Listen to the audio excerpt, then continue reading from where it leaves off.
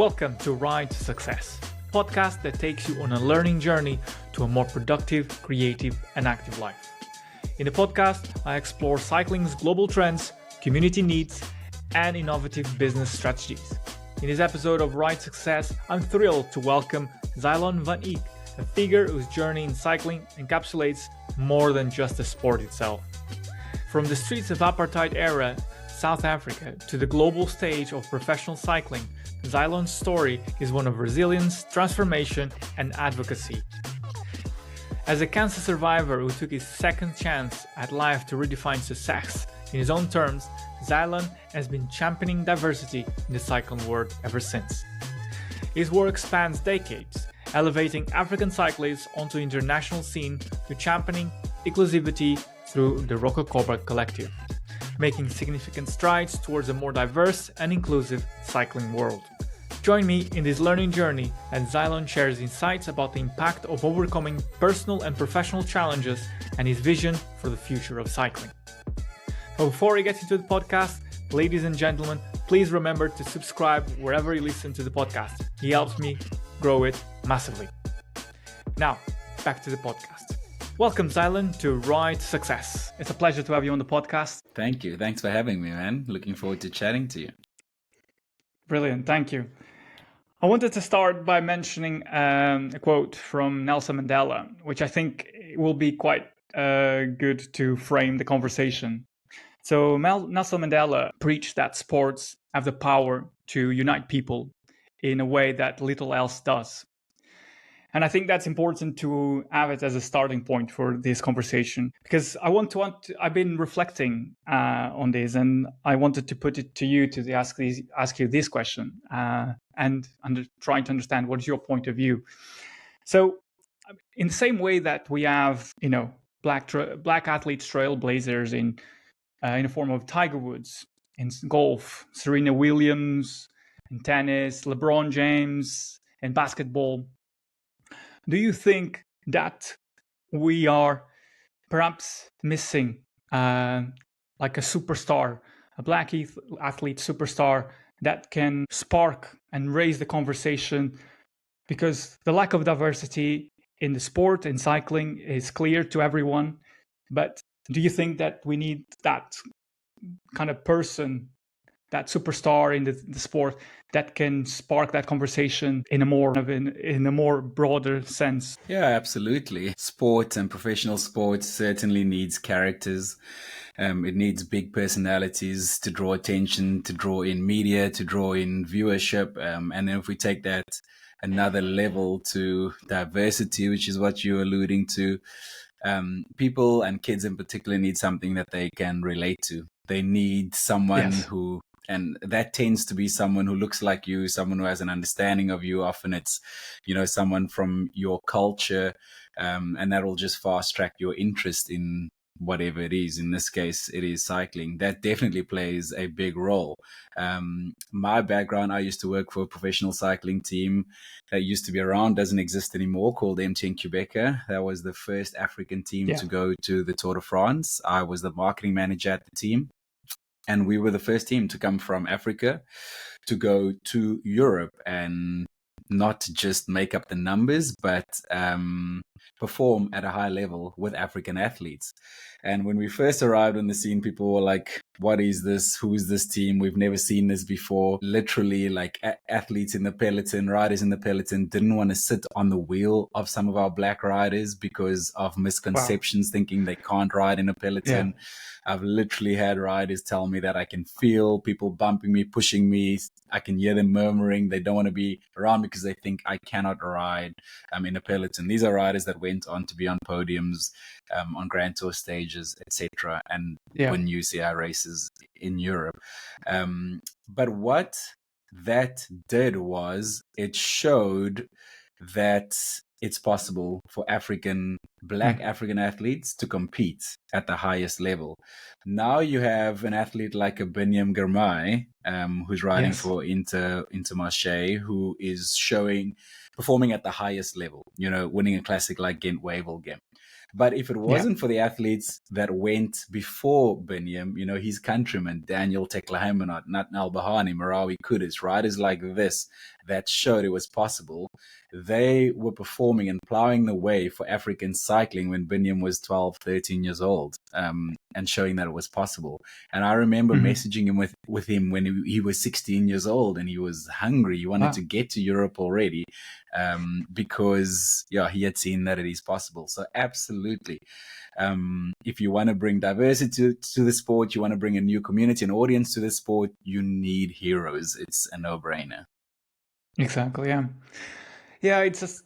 I mean, you mentioned being in Gourmet, and he was the only Black African athlete last year's on the Tour de France, and alongside as well with the Danielle Campbell won the women's Tour de France, and it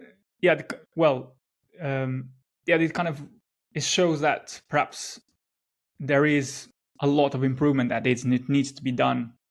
And then I want to talk with you about that, how the strategies that can be used to accomplish that, because you have already been working on that.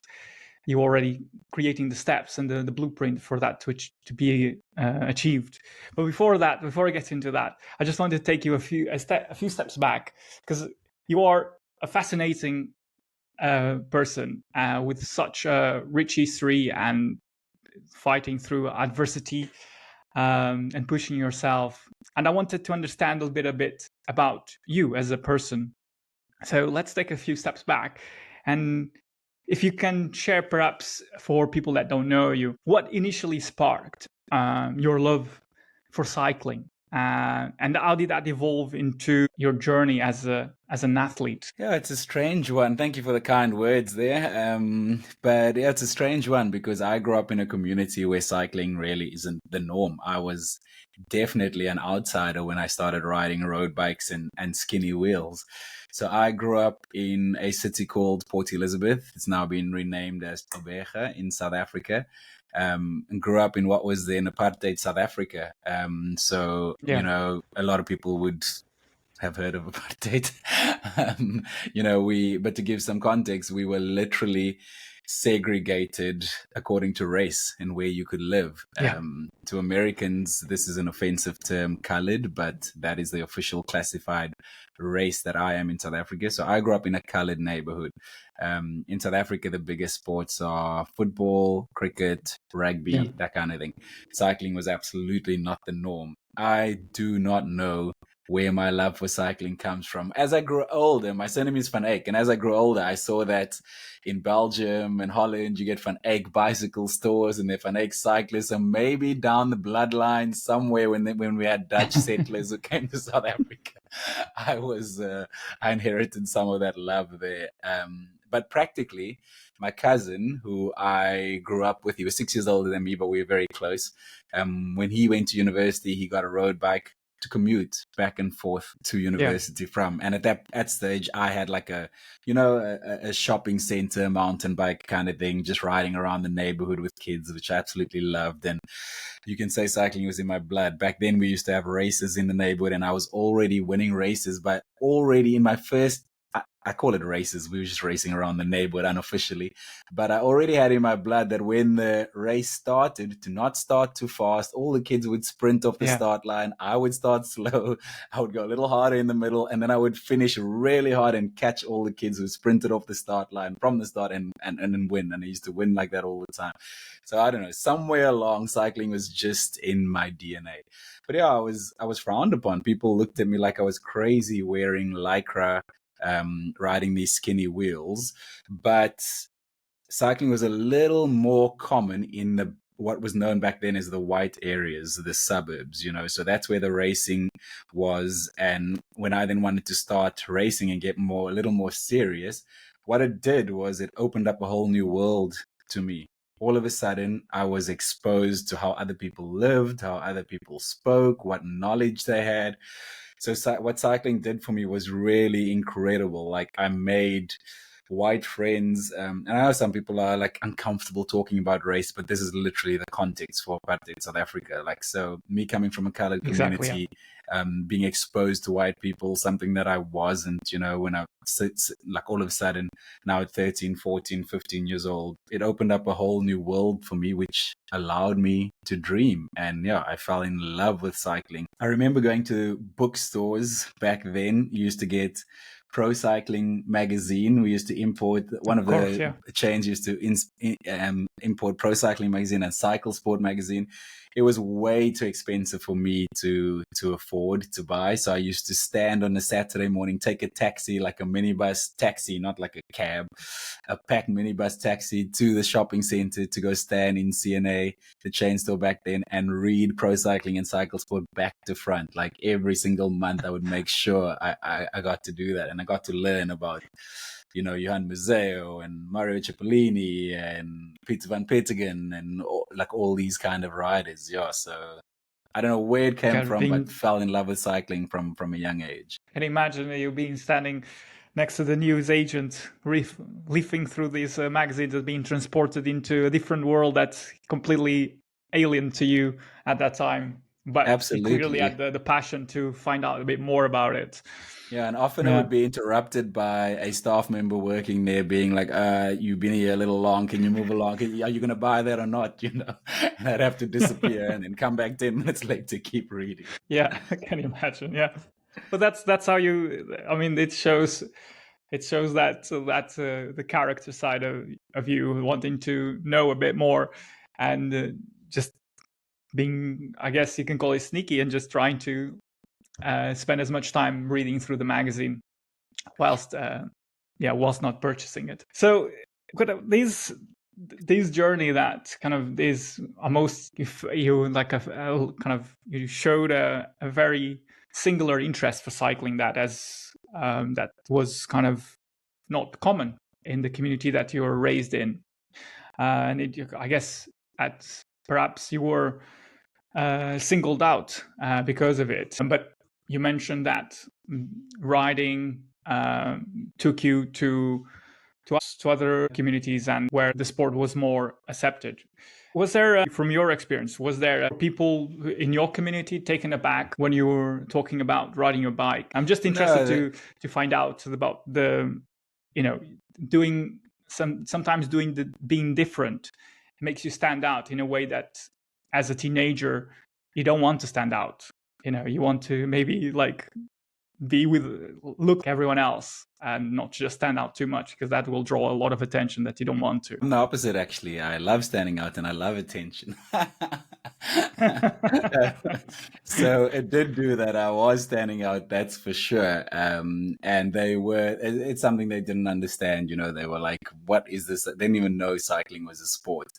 But my personality type is I just, when I'm enthusiastic about something, when I'm curious about something, I am all in and nothing's going to stop me. So I absolutely just loved cycling and just lived for the weekends when we could go race.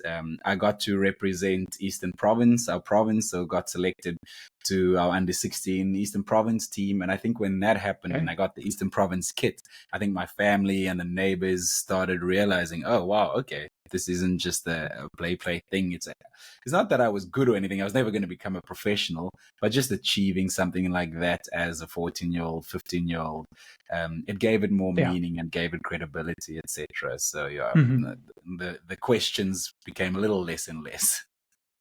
Yeah, exactly. Yeah. Did you ever think of? Did you ever imagine yourself coming into Europe and racing as a professional? Is that something that came across your mind? Just as a dream, not in reality. No, my lack of talent was evident to me very early on. Talent actually is a debate a friend and I have been having. A guy who's coaching me at the moment. Talent is a debate me and him have been having the last 3-4 months, because I always say I am not talented. And by that, I mean, I have never been physiologically superior. I've never had a high VO2 max. Even when I played football as a kid, I was always in the B team, not the A team. And but because I'm someone who works hard and I'm someone who, when I love something, I go all in and I improve. And then I become on the fringes of the A team, etc. And cycling was similar. Yeah. I was never going to be the one winning the races, but I was good enough to be selected to the Eastern Province team to sort of make up the bottom numbers. So just good enough. And I was lucky enough to have self-awareness of that from an early age. So I definitely knew I was not going to make it as an athlete. No. So I mean, that's a very good self-awareness. I swam competitively, but as a teenager, but I also had dreams, but it was just dreams. It like, in reality, deep down in myself, I knew that I wouldn't be able to go and compete at national level because I just didn't have the talent or the determination to do it. So that was that. But as a young boy, kind of dreams inspire you. Yeah. I want to touch as well on your athletic career. But before that, there is a pivotal moment in your life that, for people that don't know you, it needs to be addressed because it shows so much of who you are today. And I think it perhaps, and correct me if I'm wrong, it perhaps also shaped the way you see life, the purpose that you have in life. And this is about your battle with cancer and surviving cancer. What was it like to have, be a healthy human being and being confronted with death at such a young age, at 26, and overcoming it? Just talk us through that journey, because it's very powerful. Yeah, well, I think most people who have been diagnosed with cancer might say it comes as a shock. For me, I was 26 years old. I was having my dream career along with my passion for cycling. My other passion was radio. Again, didn't maybe have the talent to make it as a radio presenter, but got to work behind the scenes and ended up working at the biggest youth station in the country, with a couple of million of listeners and being in charge of all the music and programming and everything that they heard. And the presenters were some of the biggest celebrities in the country. So got to work at that level and was absolutely buzzing that managed to make it to that level in my life. But over that time, I just started getting sick every month. And I remember one of the presenters saying to me, like, what is happening with you? You're falling apart. Because one month I would have shingles. The next month I would have diarrhea. The next month I would have bronchitis. And at first, those incidences just seemed isolated to me. I was just getting sick a lot. I didn't sort of connect the dots. And then my new wife and I, we had been traveling through Southeast Asia. And we were in Thailand on this beautiful beach, Koh Phi Phi Island, absolutely just living the life. And it was just a picturesque moment, stunning. But all of a sudden, I started feeling sick. I went back to our hotel room and I started vomiting, and I started vomiting blood. And I was like, okay, something is seriously wrong here. I went to the doctor on the island to get something, but said to myself, when we get back home in a couple of weeks' time, I have to go get this checked out. I got home and like any procrastinating human being, I was like, oh, I'm fine. I don't need to go to the doctor. And all of a sudden I broke out in this rash from like head to toe. And I always say that's like a sign as something or someone telling me go to the doctor. I then went to my GP, who was an incredible GP. She's very switched on.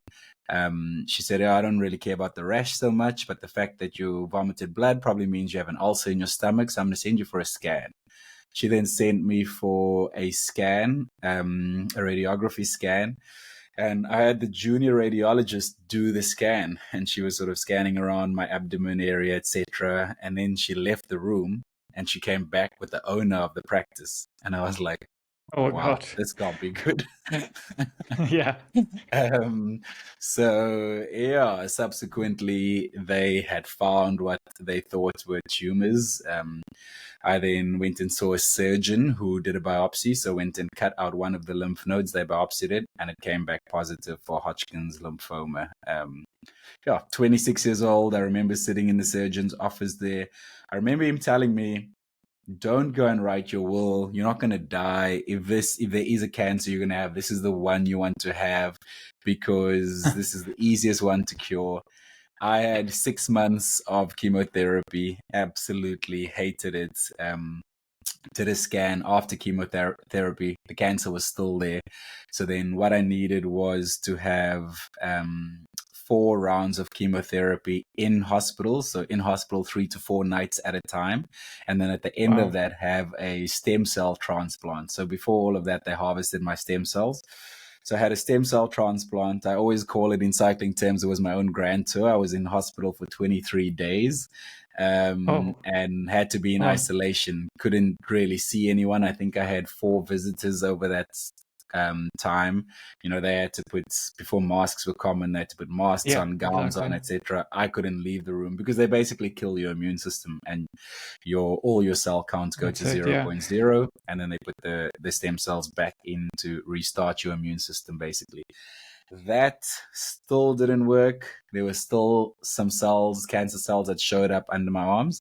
And we did radiation, and that killed it. And yeah, that was now 10 years ago. So 10 years of being in the clear, thankfully. Yeah, that's good. I mean, that's quite the journey. I mean, it takes a lot of the courage and determination to come on the other side and still feel, I guess, positive and a great enthusiasm for life. So yeah, that's kudos to you. Because yeah, it's quite a journey. I mean, I And did. If I could is jump in there, I yeah, was very positive at the time because I'm just a happy-go-lucky person. Oh, everything's gonna be okay. I'm gonna beat this. Oh, I achieve most of the things I want to achieve in my life, and I'm gonna do this. But it wasn't the healthiest way to approach it. So 2 years after okay. treatment, I hit a wall. And I got depressed, and I went to see a psychologist, and basically she helped me understand that I wasn't honest with myself. I didn't face up to the cancer. I didn't admit to myself that I had this very scary thing that had just happened to me. And for the first time in my life, I was depressed. So that only happened after the treatment. I guess Yeah. So during the the treatment, you do what you have to do. You do what you have to get exactly. Yeah. through it. And then the body was like, okay, you're fine now. So it maybe brought up all of those other things. Interesting how the body was healing, but the trauma in the mind it was kind of you haven't kind of addressed and then kind of started building up. Did sport play any role in your road to recovery? So I've always been a cyclist, as I mentioned, since I was 13 years old. Nothing at the level of athlete I am now, where I do Ironmans, and I'm Mm. going to compete in my first ultra marathons this year. Nothing at that level, but sort of Wow. 100K races, etc., 100K cycling races, mass participation races.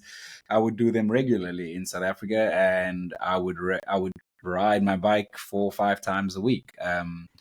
Sometimes at a good level, sometimes at a not so good level. But so cancer came as a shock to me, because to me, I thought I was healthy. I thought I was the cyclist, I'm healthy. But I must say, I didn't really have an understanding of nutrition, an understanding of what holistic health is like.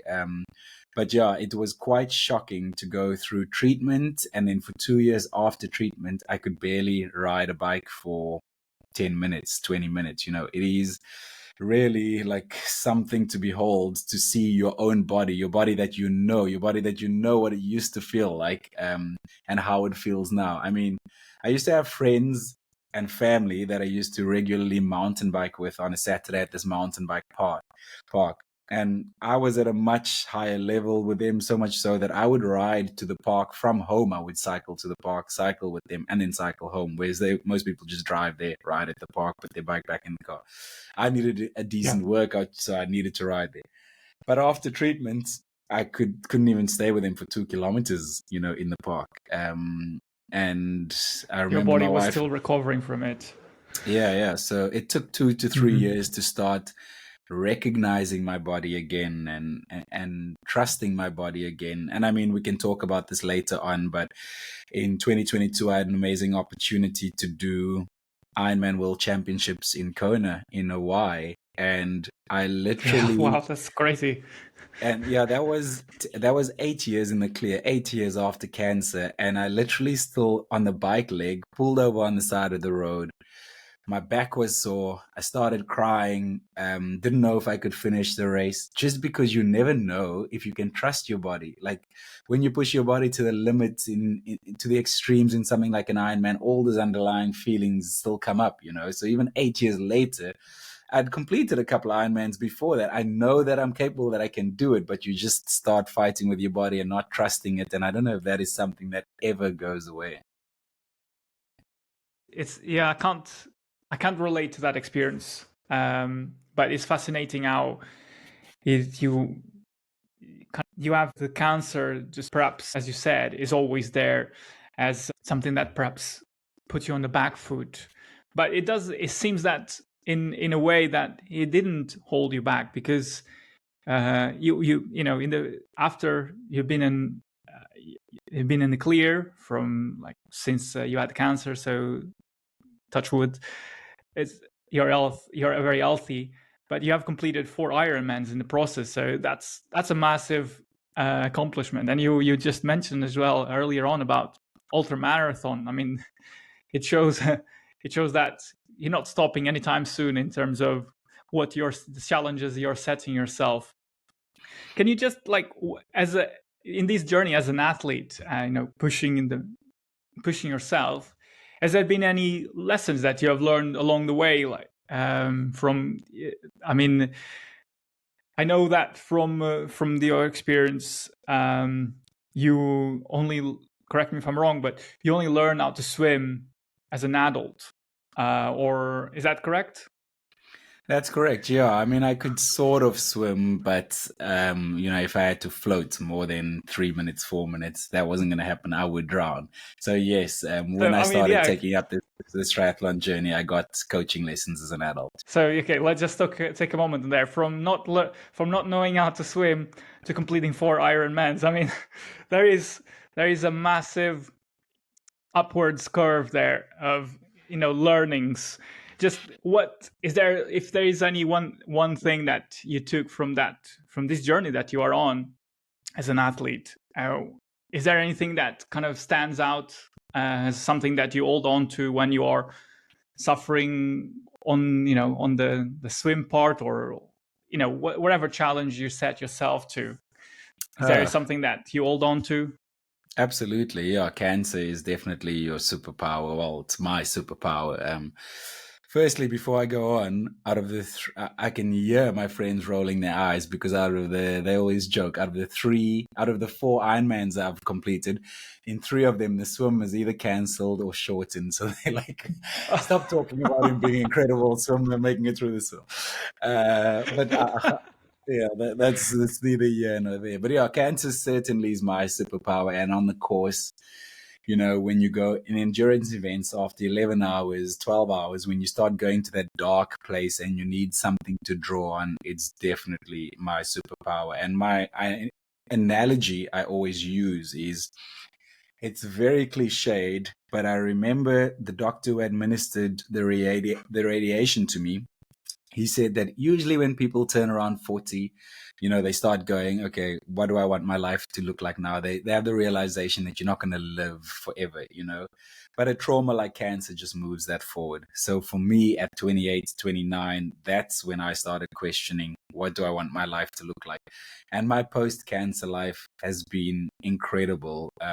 Not without its hardships, of course, but in terms of lifestyle, where I want to live, the kind of work I want to do, having the freedom to do what I want to do, creative projects, etc. It's really made me chase those dreams, because you do realize that life is short, and obviously life has ups and downs like everything.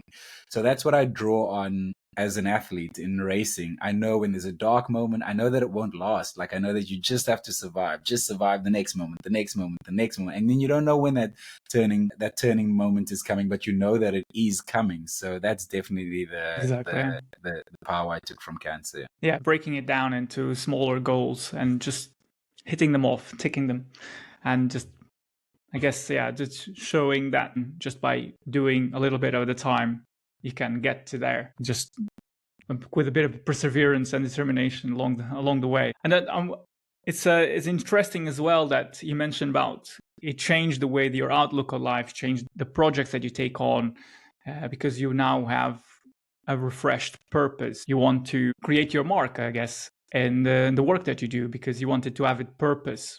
And with that, I want to take us to the current work that you do, because cycling still play a very big part of your life as a passion, but also through the work you do. So I'm interested to find out, like, how do you align the work that you currently do with the purpose that you want to have in life? Yeah, so I might not have had the talent to become a professional cyclist, but I luckily had the talent to work on the other side of the fence and make it as a marketing professional within cycling. And that's what I've been doing for the last 12 years, is working with professional cycling teams, brands, and athletes, etc.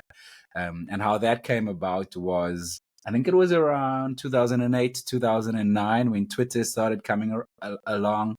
I was working in radio and television back then, but cycling was absolutely my passion. You know, I would have the Tour de France on in the office on TV and educate my fellow staff members on what's happening. They would just see cycling on TV and it looked like paint drying. But then I, explained to them how a peloton works, what's happening, why there's a breakaway, who's chasing, what's going to happen in today's stage, and yeah, tried to make it a little more interesting for them. But when Twitter came along, I started networking with journalists and riders in Europe within cycling, and started growing my network that way. And I met an amazing cycling journalist called Shane Stokes, and Shane was working for a website at the time called Velo Nation. And they said to me, hey, we're looking for extra writers at the website. Are you willing to do some freelance writing work? So I started growing my network that way when I started working for the cyclists. And for me, when I started working in cycling. And for me, the sky's the limit. I don't care who you are. I see all people as equal. People have different values. They bring different things to the party. But at the end of the day, we're born the same way. We die the same way. People are equal. So I would go approach any rider, for an interview, even though I was a nobody journalist in cycling. And sometimes I would have, at the time, the biggest riders like Andre Greipel and Mark Renshaw reply to me and say, sure, we don't know who you are, but we'll give you an interview. And the guys at Velo Nation always were like, how are you getting these interviews? And I'd be like, well, I just asked. So I started growing a network in cycling that way. And then when MTN Quebec wanted to go from Africa to Europe, they wanted someone who understood the Africanness of the project, who was relatable to Africa, but who also had a network in Europe and could plant the team within Europe already. So it was a perfect fit for me. I was there for a couple of years, and then from there, I joined the Cervelo Bigla women's cycling team, and that's where one of your former guests, Ashley Moen-Pasio, and I worked together for 4 years. And our mission at Bigla was to professionalize women's cycling. At the time, women's cycling wasn't on TV. You had to really be like a detective on social media to figure out what was going on in the races, etc. So we were working hard to bring women cyclists the highest level of equipment they could find, high-level racing tactics, and bring the sport closer to the fans so they could be educated and knew what was going on, etc. And then for the last 4 years, I've been working for Team Novo Nordisk, the world's first all-diabetes professional cycling team, where all the athletes on the team have type 1 diabetes, and they race to inspire the diabetes community to show that you can do more. So I say all that to say, my projects are always, they have to be impactful, and there has to be a meaning behind them. I don't know why that is. I don't know if it's my personality type, but I just enjoy telling stories that's also making a difference to a community. Over the years, I always have a number of, and this is going to sound egotistical, I have a number of World Tour teams who've approached me to go work for them. But if there's no meaning behind what they're doing, if they're just about winning, that's not who I am. Because in cycling, today someone wins, tomorrow someone's forgotten it, someone else wins. That victory has to mean something to someone else. There has to be a purpose and a mission behind it, and that's what I will try to continue to work on in professional cycling.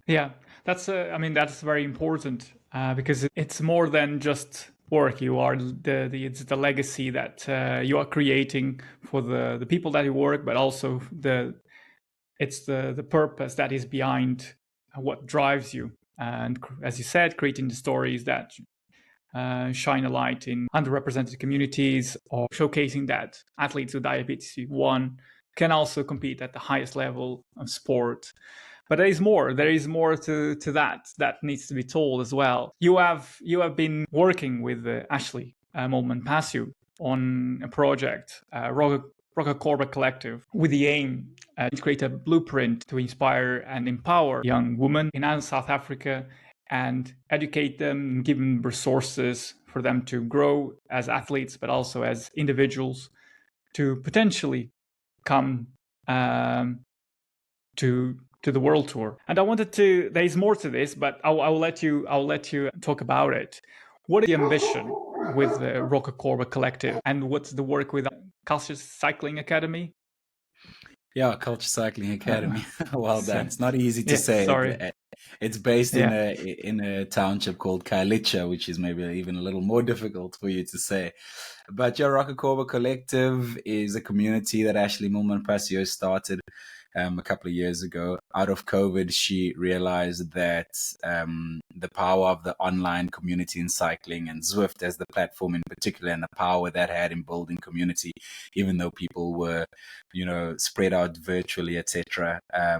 And yeah, just the power that these online platforms can create when it comes to community. So she created this for women specifically to become the best version of themselves. For me personally, cycling has obviously changed my life. I get to travel the world. I get to see other cultures, learn bits of new languages, etc. And it's just like opened my worldview completely. And the bicycle has given me that opportunity. For Ashley, it's the same. The confident leader that Ashley Molman-Pasio is now, one of the best riders in the world, is not the Ashley she was 15 years ago. The bicycle continually has helped her evolve and turned her into the confident person she is today. So yeah, the two of us, we want to do what the bicycle has done for us, use it as a platform to help other people's, change other people's lives. And we've worked together on various projects over the years. Her husband always says when Ash and I work on a project together, it turns to gold. And the last couple of years, we discovered that we have the same vision, to make a difference in people's lives. And why are we doing it separately? We can do so much more together. And that has certainly been the case with Roca Corba Collective, supporting the Culture Cycling Academy, as you mentioned. So Culture Cycles is a bike shop in the township of Kailicha. It's the second biggest township in South Africa. It's based in Cape Town. And the Culture Cycles bike shop and the owners discovered that there were no dedicated girls on bikes program around where they were. There are many boys development cycling programs, but no girl specific ones. And the owner, or the founder, Sandile, he himself grew up with sisters. And he always tells the story of his sister had a really important job interview that she couldn't get to. She was pretty much a shoo-in for the job, but she could not get there because she didn't have transport. But if she had a bicycle that could get her there, like he grew up on bicycles, exactly, yeah, that would have had a major impact on his life. So he wanted to empower girls through bicycles. So we've got 30 girls on bicycles that we support. The Culture Cycling Academy. Last year, we had an opportunity to be one of the beneficiaries at the Dimension Data Pro-Am golf tournament in South Africa. And that really moved us along and allowed us to raise enough funding to get each girl a road bicycle to compete in the Cape Town Cycle Tour, which was fantastic. It's 105 kilometers, over 30,000 people take part. And again, similar that to was my just story, in March. Yeah, exactly. So this was the second year that we did it. So similar to my story, where the bicycle took me to new areas and I got to see other areas and what was out there. Similar for these girls, a lot of them have never left the township areas. So now all of a sudden, a bicycle is taking them to Gordons Bay, it's taking them to Hout Bay, and it's allowing them to dream because they see what's possible out there. So in addition to raising funding for the bicycles, we also managed to raise the first phase of our container esports center, which is esports and education center. We managed to get some support from Zwift, managed to get some support from Garmin, who gave us some trainers. So the girls get to ride in a safe environment in the virtual world of Zwift. And then on the weekends, they go to racing, they get taken to racing, etc. It's not very safe to ride in the township in terms of infrastructure and vehicles.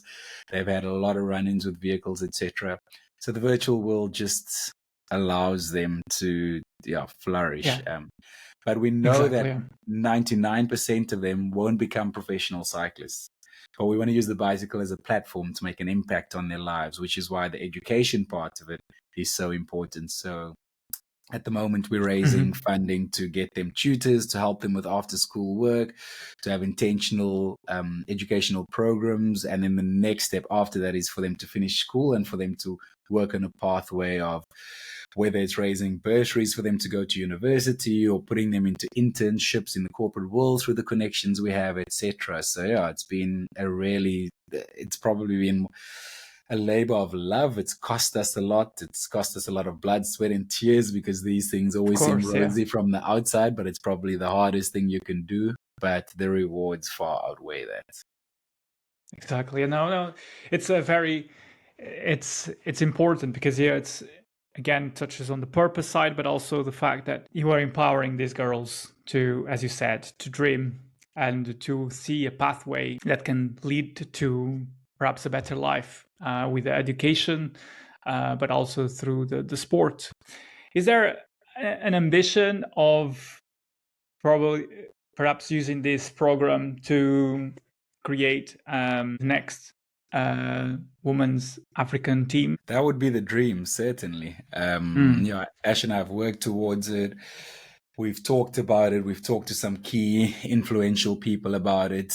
Basically, if you go to a broader level and you go to the highest level, professional cycling needs new markets. Our sport is very, very small. I was talking to someone yesterday, discovered like the NFL signed a player. The player didn't work out there, still belongs to them. They pay that player 40 million or pay a team that player has gone to pay them $40 million so that he can be on that team and not be on their team, but they paying his salary still. And that's one Wow. player that they're giving $40 million to. Now imagine what a cycling Mhm. team could do with $40 million. You could be the best team in the world and target winning the Tour de France. So just to give you context as to how small an insular sport can be at times. And to grow this sport, you need diversity. You need new markets. Cycling needs Africa. Cycling needs South America. It goes back to what we were talking earlier about having characters, having people that audiences can connect with and media can connect with and sponsors can connect with. And with all due respect, if we keep it Eurocentric, if we keep it to Europe, the sport is not going to grow. So absolutely, that's the dream, is Yeah, to bring African teams to and a women-specific high-level African women's team to the peloton would be a dream come true. maybe a dream. Hopefully, a dream that can be realized. You mentioned an interesting point about the sport stopping being European centric and opening it to South America. And I wanted to touch upon that because I wanted to ask you what your opinion, perhaps if there is, because there's so much untapped potential. There's so many people, potential athletes that are in Africa, South America, other regions, Asia as well, that don't have the kind of the grassroots opportunities or the kind of the pathways to think of themselves as cyclists, professional cyclists, that also don't see a lot of role models on TV that they can aspire to be or emulate. And I just wanted to ask, this probably might be a bit controversial, but do you think there is a stigma attached to athletes coming from Africa or other parts that are not from Europe or from North America, perhaps? Yeah, of course. And that's why you need diversity. You could probably hear my dogs barking over there. That's Oliver chasing someone away. That is why we need diversity. One of the reasons we need diversity is education, because you prejudice and you have perceptions on something you do not know. No one has crazy prejudice against a community they're involved in when they're completely immersed in it and they understand it. But when a language comes along, when a culture comes along, something that you've never seen before, you have preconceived ideas based on the environment you grew up in, based on what was fed to you, and that might not be based in reality. I mentioned earlier, riders literally telling me when we went from MTN Quebec being a South African team to Europe, riders telling me riders did not want to sit on the black riders' wheel because of perceptions that they don't know how to ride in a peloton on small roads, etc. And for some riders, that might be true, but it might take them 6 months, 9 months to learn because that is not where they grew up. But for others, it's not true, Exactly. but they get painted with the same brush, etc. But that's why we need diversity. That's why we need a melting pot of cultures because of education, so that you can educate other cultures that might not be knowledgeable or might not have had access to other cultures. And then the other reason we need it is for storytelling. Somewhere in So very Africa, important. Yeah. in a village, is the next men's and women's Tour de France winner. They are waiting to be discovered. Like, imagine an Ethiopian or Eritrean or Rwandan or a Moroccan or South African somewhere in a village coming from almost nothing to win the Tour de France. What a story that would be for the sport. Contrasting that story with someone who grew up in Holland and got selected from juniors to be in a high level under 23 team, still got to live at home, eat their mother's food, go race 3 kilometers away from home, become better, get a pro contract, start winning, make a living, buy a Maserati. I don't know, like what's the more powerful story? What's the story that's going to grow the sport more, It's a no-brainer, yeah. I wanted to ask you because I believe you have been doing some work in this field. Is like, have you been working with Black African athletes to tell their story and share their story with the world through for instance, through your agency?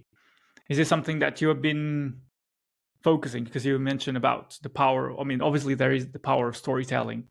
Is this something that you have been trying to bring these stories to the forefront of the media so that the wider public that is interested in cycling can learn? Absolutely, yeah. I've been doing that for over 12 years now, and did that in various instances. We've managed to get some of our riders onto platforms like CNN, and just like massively, that's obviously a massive platform where you could tell a very big story. But from that level to personally helping the athletes with their social media so that it looks a little more professional. English might not be their first language. So because what I'm trying to do, what I want to do is, and what Ashley wants to do is change the narrative.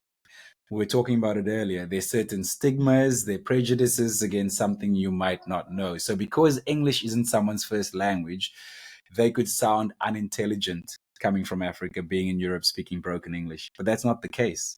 You can have a 1-minute conversation with a Biniam Gurmai to understand that this guy is super successful. This guy he's super intelligent. This guy knows what he wants out of his life. He's got a plan for his life, etc. And he can hold his own against anyone in a conversation. So yes, that's been a personal passion of mine. And yeah, I've even riders who have retired, riders I don't work with, we're still in contact. I will pop to Girona for a break at Rocacorba Cycling, and I will always have a coffee or meal or dinner with Skabu Grame, who is from Ethiopia and has just retired from Green Edge last year.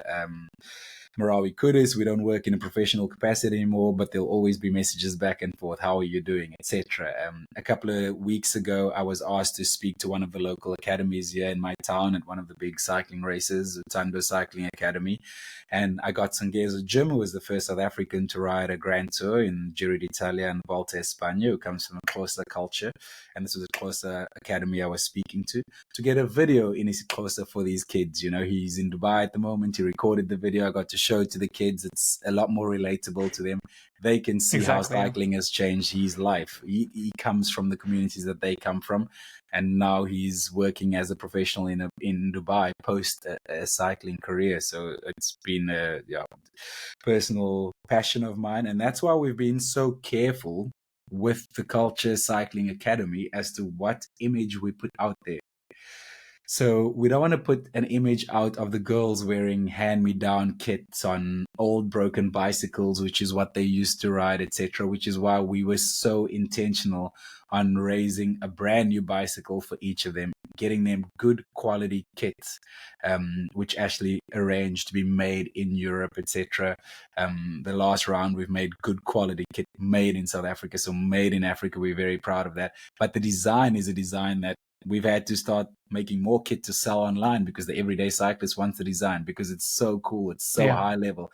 And that's because we want to change the narrative. One of the girls in the program, we shot a video with her, and I went to her home with our videographer, and it absolutely left me shaking because to see the environment she was living in, she's literally living in a shack with very little access to electricity, running water, etc. But before I had seen the environment she was growing in, I had met her at the esports center and was like, this is an intelligent girl who can hold her own. She just needs a hand up.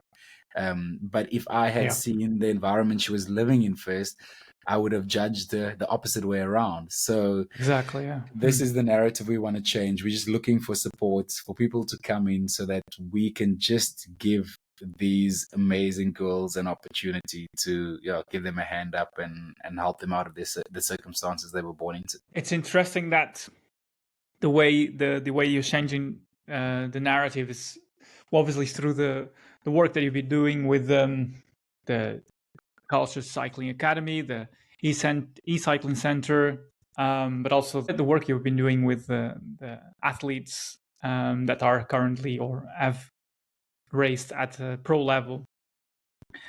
And the power of storytelling, when you show that the path, the growth path, where these girls come from, and they can see the potential and what they have been doing, it demonstrates that there is success here. There is a route that they can take to better themselves. It's a very positive and necessary story that needs to be told because it shows that there is potential, untapped potential, if you will. I wanted to kind of reflect as well on the wider kind of situation of media, because we mentioned as well earlier on about the necessity of having powerful characters in the cycling space. And I wanted to ask you, because you work in media, you work in marketing, what do you see as potentially the strategies or tactics that need to change in order to showcase Black African athletes or African athletes perhaps in a different light? I'm being careful of not being coming across as ignorant here, but I wanted to ask, what is your take in what perhaps is not being done and is necessary to showcase better role models in the case of being in Garme to the media, to showcase that here is a role model that we need to highlight more so that we tap into this potential in other countries and other continents and make the sport less European centric. So, I mean, what you're talking about is part of a broader vision that Ashley and I have. Mm-hmm. There are a lot of projects within cycling sort of working in silos, and I won't go into details, but we've got a vision to bring it all together and to supersize it through storytelling being one of the our expertise that we bring to it. Because for me, a Biniam Girmay, he shouldn't win Genwevel game and then people go, who is this kid all of a sudden? And it just explodes, Before he wins Genwevel game, people need to know his story and be cheering for him and see, will it be, and follow his story, etc. And that is storytelling and that is content creation. But cycling as a whole needs to be more open. The sport is certainly more open than it was 10, 15, 20 years ago. But I think there's still a lot of people in the sport who have, I don't want to say an outdated mentality, but cycling is always this secretive sport where if one team discovers the secret to something, they don't want anyone else to know it, and they have that secret and that advantage for 9 months, etc. Meanwhile, three other teams have the same secret and they're also doing it, and they don't know that each other is doing it. So, for instance, the Netflix documentary at the Tour de France, where certain teams opened up their doors to the cameras, etc., that is a great start. It's not the end point. Like, we need to bring the sport closer to the fans, like women's cycling in particular. I remember being at Cervelo Bigla, and a lot of my friends and compatriots, etc., were like, look, is women's cycling even a sport? Do athletes do this professionally, And some of them do, and some of them don't, and some of them earned okay salaries. But that's literally what we wanted to do. We wanted to bring the sport closer to the fans. And that's what needs to happen now through documentaries, through like aggressive storytelling. But also, I'm getting very like philosophical and speaking at a very broad level. The sports in itself needs to like figure out a way to be more streamlined, where you have more of the best athletes racing each other more often, so that you can tell those stories. Storytelling following sports is, you want to know what the outcome is going to be. You want to know if it's going to be success or failure. And when you are invested in someone's story, when you are invested in a character, you want to follow that character. You know a little bit about them, and you want to see if they're going to be successful or if they're going to fail. And the sport needs to figure out a way to streamline that more, where you have more of the best riders for racing each other, and that is being documented, and it's being brought closer to the fans. And then within that, you need these other cultures. You need America, you need South America, you need Africa, you need Asia, you need these other cultures who aren't mainstays in professional cycling to come and add depth to it. Okay. Yeah, I mean, yeah, it's a very long-term vision, the way the sport is currently structured. But yeah, I think you were right. You are in the right kind of path, because the power of storytelling, and as I mentioned at the beginning, through the examples of athletes in their own fields, like as I mentioned, Tiger Woods, Serena Williams, they have, I mean, because perhaps it's a different world, but it shows the power that a storytelling, a character can have in bringing more people into the sport, making them more interested in the narratives that will come out of competition, which is, it's quite thrilling as it is. I think we have been talking various points about the purposeful work that you've been doing, that you've been being involved. And I kind of wanted to touch on a kind of a particular question that I think is topical for this podcast, which is, and is perhaps very important as well for you now that you have a clear goal and purpose in your life. What does success look like to you? So success to me doesn't necessarily mean professional career business success. Success to me is balance and happiness. I think a good friend once said to me, making money is very easy, being happy is very hard. And I've never forgotten that. So success to me, words. Yeah, exactly. So success to me is happiness, is, do you have balance? In my younger years, I was all in on my career. I was like invested. I would work, 15, 16 hours a day, would not be scared of hard work. And that's not to say that I don't have that now, but definitely the older you get, or the older I get, the more allocation I want to be intentional about where my energy is going.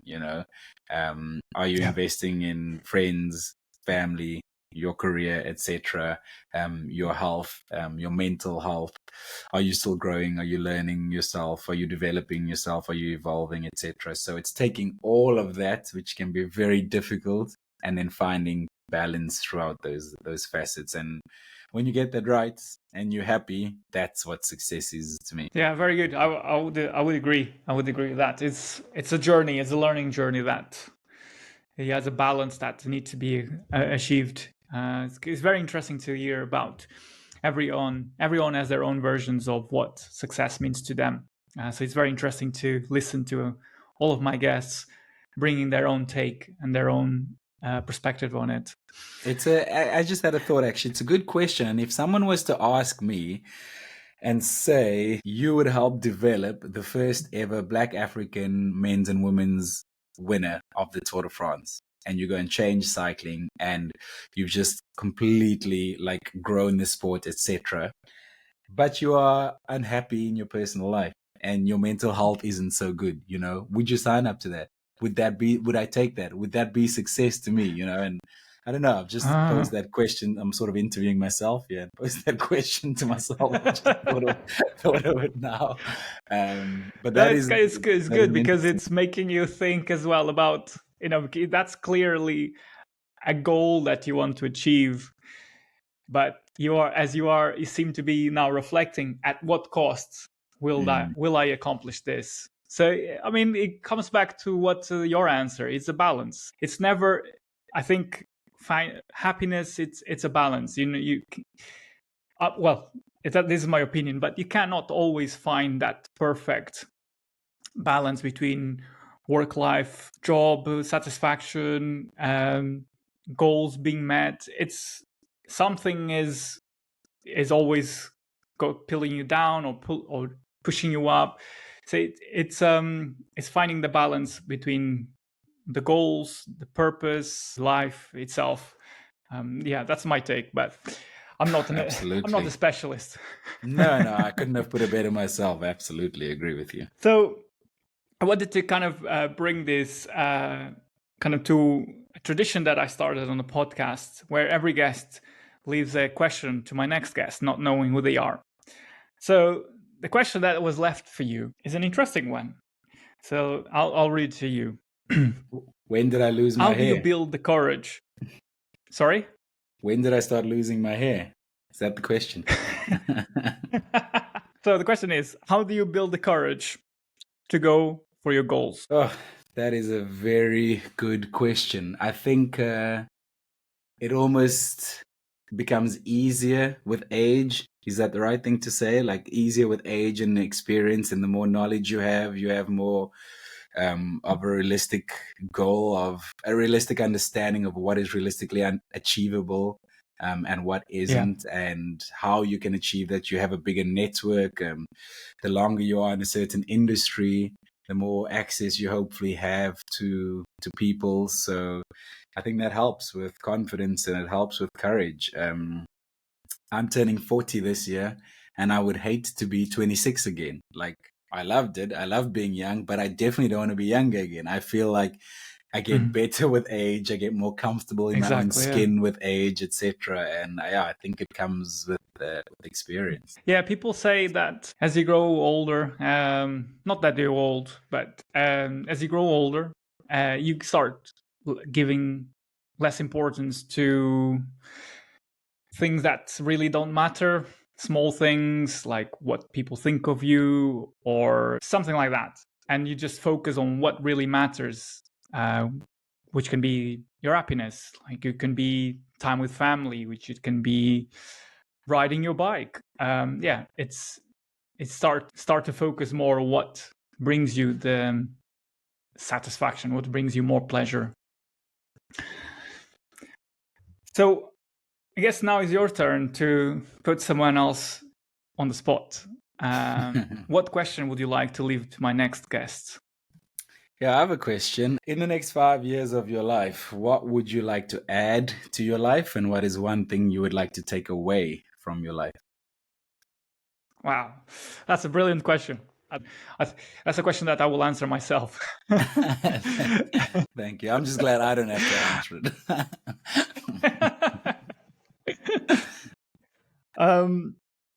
Xylon, as it has been a great conversation. I hope that people listening to it will learn the work that you've been doing and feel inspired as well as I feel inspired by the work you've been doing, and think of also ways of perhaps they can themselves make a small contribution or change the way they perceive cycling in the broadest scope. I wanted to give you the opportunity to let you tell people where they can find you, the work that you also been doing. Can you please share where people can find you if they want to get in contact with you or just follow your work? No, thank you. Appreciate you having me and giving me this platform. One thing I do want to add quickly is that Ashley and I are always the people who are the face of the project that we're doing and the speakers out in public. But there are a multitude of people behind the scenes who are giving of their time and effort and money to make an impact in other people's lives as well. It's why, it's called Rockacorba Collective too. It's the collective coming together to make a difference. I almost feel bad sometimes that it's just we are the public face, but there's so many incredible people who have achieved incredible things in their professional careers, and now they want to use that to give back to other people as well. So just a quick shout out to all of those people. They know who they are. But yeah, you can follow me on Instagram, Xylon van Eyck.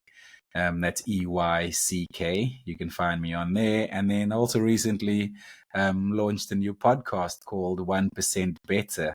And it's hidden stories in sport. So it's taking a look at all those, it's looking at the success, but where the hidden truths and the reasons for the success are. So, and that's from cycling to, we've recently covered stuff in the NFL. We've recently covered the Olympic silver medalist, high jumper, and how her coach removed strength and conditioning from her program and added gymnastics to her program to help her jump better. So yeah, as you can tell, I'm a storyteller, I'm a creative guy, and I'm very curious. So yeah, they can find us on 1% Better, hidden stories in sports.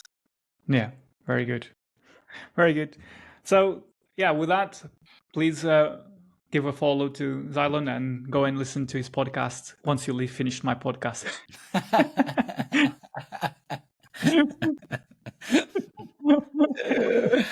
Brilliant. It was a pleasure to have you on the podcast, Alan. Thank you very much. Thanks for having me, Pedro. I had so much fun with this conversation. I hope you will agree that Xylon's journey is a testament to the transformative power of cycling. His story, from overcoming personal challenges to advocating for diversity and inclusivity in the sport, reflects a deep commitment to using cycling as a force for positive change. Xylon's work continues to inspire and influence the global cycling community. And I think he has clearly demonstrated sport's potential to unite, empower, and inspire. Now, before you go, please remember to subscribe or follow to the podcast wherever you listen to. I'll be forever grateful if you do it. And make sure you tune in to next week's podcast, where Xylon's question will be answered by my next guest. Until then, thanks for listening.